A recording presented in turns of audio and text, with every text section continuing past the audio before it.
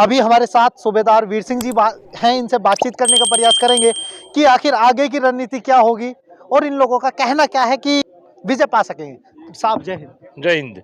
क्या कहेंगे साहब, 62 दिन हो गए, 62 लेकिन दिन हो गए हम इस धरना प्रदर्शन को, जब तक सरकार हमारी सुनवाई नहीं करेगी, OROP 1 रैंक 1 पेंशन के बारे में सुनवाई नहीं करेगी, जब तक ये हमारा धरना प्रदर्शन जारी रहेगा। और इसकी रणनीति यही है कि ज़्यादा से ज़्यादा संख्या में हम धरना प्रदर्शन करेंगे और वो भी शांतिपूर्वक। कोई ऐसा भी कदम नहीं उठाएंगे हम कि गलत कदम हो देश के बारे में या किसी चीज़ का कोई भी उपद्रव नहीं करना है। हम शांतिपूर्वक धरना दे रहे हैं और इसको जारी रखेंगे। जैसे गांधी जी ने कहा था अहिंसा परमो धर्म, उसी प्रकार हम अहिंसा करते हुए शांतिपूर्वक अपना धरना प्रदर्शन को जारी रखेंगे। आज नहीं तो कल, कल नहीं तो परसों सरकार को सुनना ही पड़ेगा इस बात को। लेकिन साहब सवाल ये खड़ा होता है कि जब सेना के पराक्रम की बात होती है तो हर कोई राजनीति करता है सेना के नाम पे, लेकिन चलिए ये तो सत्ता में बैठी है बीजेपी सरकार है, मोदी सरकार है, लेकिन जो तमाम पार्टियां हैं वो भी आपके समर्थन में नहीं दिखाई दे रही। भाई पार्टी वालों को तो सिर्फ वोट चाहिए, उनको वोट से मतलब है। हाँ। और पार्टी वालों को हम किसी भी पार्टी को यहाँ नहीं बुलाते, ना ही उनका हमें हाथ चाहिए ना ही साथ चाहिए। पार्टियों से हमें मतलब नहीं है। हमारी पार्टी एक है, हम हिंदुस्तानी हैं, हिंदुस्तान के रहने वाले हैं, भारतीय सेना के जवान हैं और भारत ही हमारा देश है, भारतीय हमारा यानी उस देश के प्रति जीना और मरना ये हमने सीखा है। इसलिए हम किसी राजनीतिक पार्टी से कोई हमारा वो नहीं है, हाथ नहीं मिलाएंगे और ना ही हम इसके साथ रहेंगे, ना ही हमारा किसी से कोई द्वेष है, ना बीजेपी से है ना और कुछ है। ये खामियां जो छोड़ी गई थी, हमारा एक मेजर जनरल अध्यक्ष था पहले, पूर्व सैनिक संगठन का अध्यक्ष मेजर जनरल सतवीर सिंह, उसने मिल करके हमारे पीठ में छुरा घोंपा है और उसने ये कार्रवाई की है कि आपस में फर्क कितना डाल दिया हमारे अंदर। उसने वो ये अंग्रेजों वाली नीति अपनाई है, पढ़े लिखे आदमी होकर के जो संगठन के साथ चल के जिसने हमारे साथ गद्दारी की है उसने की है। सरकार का इसमें कोई दोष नहीं है, सरकार ने ना ही किया। सरकार को तो जो उन्होंने प्रपोजल बना के दिया, आगे टेक दिया, उसको पास कर दिया। सरकार ने उसके अंदर ये खामियां थोड़ी देखी कि किसको क्या दिया है। बजट दिया है सरकार ने, बजट दे दिया, उसने बना के चिट्ठा रख दिया, उसको सरकार ने पास कर दिया। हम ये कह रहे कि वो गलत बनाया उसने, उसमें संशोधन किया जाए। 1 रैंक 1 पेंशन में नंबर 2, 1 रैंक 1 पेंशन जो शुरुआत हुई थी वो किस लिए हुई थी? वो 60 साल से कम उम्र के जो आते हैं जवान, उनके लिए किया था।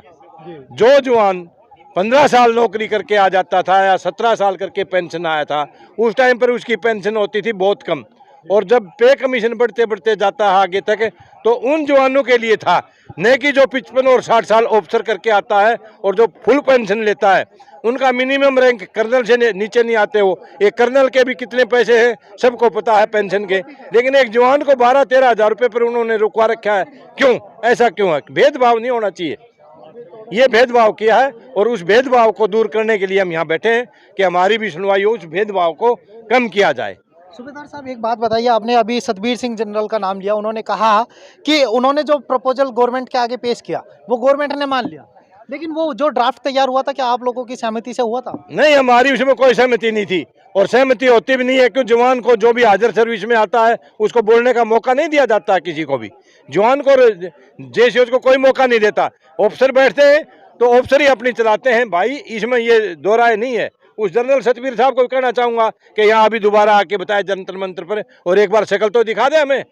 हाँ ना, तो पहले तो वो कह रहा था कि जवान, क्योंकि 3% है वो, हम 97% होते हुए 97% हम जवान और जेसीओ होते हुए हमें तो धोखा दिया जा रहा है और वो 3% अपना प्रपोजल रख के और चले गए। ये गलत किया उन्होंने, सरासर गलत किया। मैं किसी के इस बारे में अपशब्द नहीं बोलना चाहता, लेकिन इतनी गद्दारी नहीं करनी चाहिए। किसी की पीठ के अंदर छुरा मत गोपोन, ठीक है, किसी का पेट के ऊपर लात मत मारिए, मत ये कहता हूँ। उन्होंने यही काम किया है जवानों के साथ या वीर नारियों के साथ, जो भी हैं, जो सैनिकों की विधो हैं विधवाएं हैं, उनके साथ भी उन्होंने यही भेदभाव किया कि उन्होंने जवान को जवान नहीं समझते।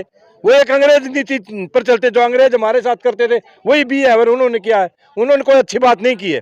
और मैं उन सतबीर साहब को भी कहना चाहता हूँ, आइए अभी शक्ल तो दिखा दीजिए हमें, कि उसको कम से कम सामने तो आए, जिसे हम उनसे जवाब तो दें और पूछना चाहते हैं उसे भी तेने ऐसा क्यों किया। मैं किसी सरकार को दोष नहीं देता इसमें। ये हमारे संगठन में कुछ आदमी थे जो हमारे हाथ, जिन्होंने गद्दारी की, हमारे संगठन में ही थे। जब घर का बेदी लंका ढाए रावण युद्ध नहीं हारता। रावण का युद्ध हारने का कारण यही था कि उसका भाई विभीषण गद्दारी करके उसके साथ, वही हमारे साथ ही इसने गद्दारी की है, इसलिए हम उस बात को हारे हैं, और कोई बड़ी बात नहीं है। उम्मीद थी साहब कि आपके अधिकारी ऐसा कर देंगे आप लोगों के साथ? हमें उम्मीद नहीं थी, विश्वासघात किया हमारे साथ, हमारे पास हमें ऐसी उम्मीद थी नहीं कि जो हमारे साथ ऐसा करेंगे। हम तो ये सोचते थे ये एक मिलके और बराबर हिसाब किताब देख के और उसी हिसाब से कार्रवाई करेंगे।